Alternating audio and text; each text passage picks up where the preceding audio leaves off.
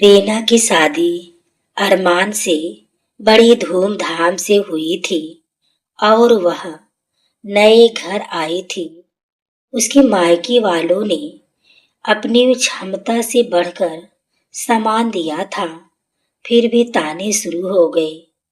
सास कमला देवी को लगता था कि दहेज कमाया है और बहू कमजोर है। ननद टीना हर समय तुलना करती और रीना को नीचा दिखाने की कोशिश करती। सुबह से रात तक रीना अकेले काम करती और कोई उसकी मदद नहीं करता। खाना बनाने से लेकर सफाई तक सब उसी के जिम्मे डाल दिया गया। जरा सी गलती पर भी उसे अपमानित किया जाता और सुनाया जाता। रीना चुप रहती क्योंकि वह घर बचाना चाहती थी और रिश्ता निभाना चाहती थी। अरमान अपनी नौकरी में व्यस्त रहता और घर वालों की बातों से बचता था। उसे लगता था कि समय के साथ सब ठीक हो जाएगा और झगड़े खत्म होंगे, लेकिन रीना की हालत दिन ब दिन खराब होती जा रही थी और मन टूट रहा था। उसे खाने तक में ताने मिलते और आराम का समय नहीं दिया जाता। टीना कहती कि बहू को काम करना चाहिए, तभी घर में इज्जत मिलती है। कमला देवी बार बार दहेज का जिक्र करके उसे शर्मिंदा करती रहती। रीना रात को रोती मगर सुबह फिर मुस्कुराकर काम में लग जाती। उसने तय किया कि जल्दबाजी में कोई फैसला नहीं करेगी और सहती रहेगी। उसे उम्मीद थी कि एक दिन सबको उसकी अच्छाई समझ आएगी, लेकिन हालात बदलने के कोई संकेत नहीं दिख रहे थे। हर दिन नया ताना और नया काम उसके हिस्से आता था। रीना अंदर से मजबूत बन रही थी, पर बाहर से शांत दिखती थी। उसे महसूस हुआ कि अब कुछ अलग करना जरूरी है। वह अपने सम्मान के लिए चुपचाप सोचने लगी और योजना बनाने लगी। उसके मन में पहली बार आया कि डर कर नहीं, बल्कि समझदारी से जीना होगा। वहीं से कहानी बदलाव की शुरुआत होने वाली थी। एक दिन बाजार में रीना की मुलाकात अपने पुराने दोस्त समीर से हुई। समीर थिएटर में काम करता था और सामाजिक नाटक लिखता था। रीना ने पहले हिचकिचाते हुए फिर खुलकर अपनी परेशानी बताई। समीर ने ध्यान से सब सुना और कहा कि समस्या लालच की है। उसने कहा कि अगर लालच ही कमजोरी है तो उसी से रास्ता निकलेगा। रीना ने डरते हुए पूछा कि ऐसा क्या किया जाता है। समीर ने मुस्कुराकर कहा कि एक नाटक असली जिंदगी में करना होगा।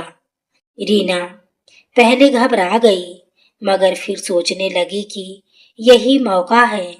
दोनों ने मिलकर एक योजना बनाई जो जोखिम भरी थी मगर असरदार थी। समीर ने कहा कि वह एक वकील बनकर घर आएगा और खबर देगा। खबर ऐसी होगी कि घर वालों का व्यवहार खुद बदल जाएगा। रीना को भरोसा नहीं था, मगर उम्मीद जरूर जगी। समीर ने उसे हिम्मत दी और कहा कि सच के लिए खड़े होना जरूरी है। दोनों ने दिन और समय तय किया और तैयारी शुरू कर दी। रीना घर लौटी तो पहले से ज्यादा चुप थी और सब देख रही थी। कमला देवी ने फिर दहेज की बात छेड़ी, मगर रीना शांत रही। टीना ने उसे ताना मारा कि मायके से कुछ नहीं आया। रीना के चेहरे पर इस बार हल्की मुस्कान थी जो किसी ने नहीं समझी। उसे पता था कि कुछ दिनों में सब बदलने वाला है। उस रात उसने पहली बार रोने की बजाय योजना याद की। उसे डर भी था कि अगर बात बिगड़ी तो क्या होगा। फिर उसने खुद से कहा कि सम्मान के लिए जोखिम जरूरी है। अगले 2 दिन उसने सामान्य व्यवहार किया ताकि शक ना हो। और फिर वह दिन आ गया जब कहानी मोड़ लेने वाली थी।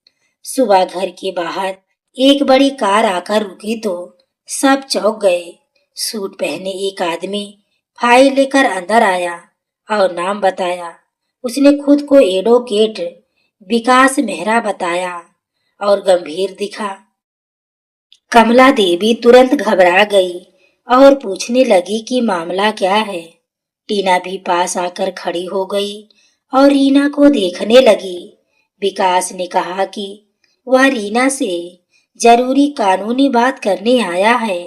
सबके चेहरे पर हैरानी थी क्योंकि किसी को कुछ पता नहीं था। रीना भी चुपचाप बैठी रही जैसे उसे भी जानकारी नहीं हो। विकास ने फाइल खोली और धीमे स्वर में बोलना शुरू किया। उसने बताया कि रीना के दूर के रिश्तेदार का निधन हो गया है। उन्होंने अपनी पूरी संपत्ति रीना के नाम कर दी है। कमला देवी की आंखें चमक उठी और टीना का चेहरा खिल गया। विकास ने कहा कि रकम करीब 12 करोड़ और एक बंगला है। घर में अचानक सन्नाटा छा गया और सब स्तब्ध रह गए। रीना ने अभिनय करते हुए आश्चर्य दिखाया और चुप रही। कमला देवी तुरंत बोली कि बहू तो हमारी बेटी जैसी है। टीना ने तुरंत पानी और कुर्सी लाकर रीना के पास रखी। अरमान भी दफ्तर जाने से रुक गया और बात सुनने लगा। विकास ने कहा कि एक शर्त भी है जो पूरी करनी होगी। कमला देवी घबरा गई और पूछने लगी कि कैसी शर्त है। विकास ने कहा कि 7 दिन तक बहू को कोई दुख नहीं होना चाहिए, ना काम कराया जाए, ना ताना दिया जाए और वह खुश रहे। अगर शर्त टूटी तो सारी संपत्ति दान हो जाएगी। घर का माहौल उसी पल बदल गया और कहानी आगे बढ़ी। विकास के जाते ही कमला देवी का व्यवहार अचानक बदल गया। उन्होंने रीना को सोफे पर बैठाया और खुद रसोई में चली गई। टीना ने पहली बार रीना से पूछा कि उसे क्या खाना है। अरमान भी हैरान था मगर चुपचाप सब देख रहा था। रीना ने धीरे से कहा कि जो बन रहा है वही ठीक है। लेकिन कमला देवी ने कहा कि अब से बहू की पसंद चलेगी। टीना ने बाजार से फल और मिठाई मंगवाई। रीना के लिए अलग कमरा साफ किया गया और बिस्तर बदला गया। पहली बार उसे लगा कि वह आराम करे और काम ना करे। रीना अंदर ही अंदर सब समझ रही थी मगर अभिनय जारी रहा। कमला देवी हर थोड़ी देर में पूछती कि कोई तकलीफ तो नहीं। टीना उसके कपड़े धोने लगी और खुद झाड़ू लगाने लगी। घर में जैसे उल्टा माहौल बन गया था। रीना के चेहरे पर हल्की मुस्कान थी मगर वह शांत रही। उसे पहली बार महसूस हुआ कि डर की जड़ लालच है। अरमान को भी महसूस हुआ कि कुछ गड़बड़ है लेकिन उसने कुछ ना कहकर स्थिति देखना बेहतर समझा। कमला देवी भविष्य के सपने देखने लगी। टीना फोन पर दोस्तों को संकेत देने लगी कि पैसा आने वाला है। रीना बस चुपचाप सब देखती रही और मन मजबूत करती रही। उसे यकीन था कि सच सामने आने पर सब बदलेगा। 7 दिन का यह नाटक अब शुरू हो चुका था और दिन भर हर घर वालों की परीक्षा होने वाली थी। कहानी अब अपने असली मोड़ की तरफ बढ़ रही थी। 7 दिन का समय घर वालों के लिए परीक्षा जैसा बन गया था। कमला देवी हर सुबह उठते ही रीना का हाल पूछती थी। टीना सुबह की चाय लेकर खुद उसे कमरे में जाती थी। रीना को पहली बार घर में मेहमान जैसा सम्मान मिल रहा था। उसके लिए अलग से नाश्ता और फल रखे जाते थे। अरमान अब चुप नहीं, बल्कि ध्यान से सब देख रहा था। उसे याद आया कि पहले रीना कितना काम करती थी। समीर रोज फोन पर रीना से बात कर स्थिति पूछता था। दोनों तय कर चुके थे कि सच सही समय पर ही बताएंगे। रीना ने 7 दिनों तक कोई शिकायत नहीं की। उसने फोन में सब व्यवहार रिकॉर्ड करना जारी रखा। कुछ पुराने वीडियो भी उसने सुरक्षित रखे हुए थे। उसने सोचा कि अब डर खत्म करना ही होगा। 7वां दिन आते ही घर में बेचैनी बढ़ गई। कमला देवी बार बार घड़ी देखने लगी। घर में पैसों की बातें खुलकर होने लगी थी। रीना शांत बैठी सब सुनती रही। उसे पता था कि अब सच सामने आएगा। उसने खुद को मानसिक रूप से तैयार कर लिया। शाम तक उस सब की नजर दरवाजे पर लगी रही। सबको उस वकील के आने का इंतजार था और इंतजार खत्म होते ही कहानी का असली मोड़ शुरू हुआ। अब खुलासे का समय आ चुका था। शाम को फिर वही कार घर के सामने आकर रुकी। वही सूट पहने वकील अंदर आया और गंभीर दिखा। कमला देवी ने तुरंत आरती की थाली मंगवा ली। टीना ने मुस्कुराकर उसे बैठने को कहा। अरमान भी पास खड़ा सब सुनने लगा। विकास ने फाइल खोली और धीमे स्वर में बोला। उसने कहा कि पहले एक जरूरी बात साफ करनी होगी। कमला देवी घबरा गई और पूछने लगी क्या हुआ। तभी रीना खड़ी हो गई और बोली, अब सच बताना होगा। उसने कहा, यह वकील असली नहीं है। विकास ने मुस्कुराकर बिग उतारी। समीर सामने खड़ा था और सब स्तब्ध रह गए। घर में अचानक सन्नाटा छा गया। रीना का चेहरा उतर गया, टीना का चेहरा उतर गया और कमला देवी कांपने लगी। अरमान समझ गया कि यह सब योजना थी। रीना ने शांत स्वर में बोलना शुरू किया। उसने कहा कि यह सब मैंने अपने सम्मान के लिए किया। उसने मोबाइल उठाया और रिकॉर्डिंग चलाई। उसमें पिछले दिनों का सारा व्यवहार सुनाई दे रहा था। सबके चेहरे पर शर्म साफ दिख रही थी। लालच और अपमान की आवाजें कमरे में गूंज उठी। सच्चाई अब छिप नहीं सकती थी। माहौल पूरी तरह बदल चुका था और सबको अपनी गलती समझ आने लगी थी। रीना की आवाज अब पहले से कहीं ज्यादा मजबूत थी। उसने कहा कि अब से मेरे साथ अन्याय नहीं होगा। अगर आगे किसी ने दहेज या अपमान की बात की, मैं कानून का सहारा लेने से नहीं डरूंगी। अरमान ने पहली बार खुलकर उसका साथ दिया। उसने माँ से कहा कि यह सब गलत था। कमला देवी चुप रही और सिर झुका लिया। उन्हें पहली बार अपनी गलती का यह एहसास हुआ। टीना की आंखों में डर और शर्म दोनों थे। उसने धीमे स्वर में माफी मांगी। रीना ने कठोर मगर शांत आवाज में जवाब दिया। उसने कहा, मैं बदला नहीं, सम्मान चाहती हूँ। मैं इस घर को तोड़ना नहीं चाहती। मैं सिर्फ बराबरी का हक चाहती हूँ। घर में गहरा सन्नाटा छा गया। अरमान ने रीना का हाथ थाम लिया। उसने कहा, अब से सब बदलेगा। कमला देवी की आंखों में आंसू आ गए। टीना ने आगे बढ़कर रीना से माफी मांगी। रीना ने सिर हिलाकर उनकी बात स्वीकार की। उसे लगा उसका डर आखिरी खत्म हो गया। पहली बार उसे इस घर में सुरक्षा महसूस हुई। उसका आत्मविश्वास लौट आया था। कहानी अब समाधान की तरफ बढ़ रही थी। अगले दिन घर का माहौल पहले से बिल्कुल बिल्कुल अलग था। कमला देवी ने खुद रीना को नाश्ते के लिए बुलाया। टीना ने उसके साथ बैठकर चाय पी। रीना ने सामान्य व्यवहार रखा मगर सतर्क रही। उसने कहा कि अब सब मिलकर घर संभालेंगे।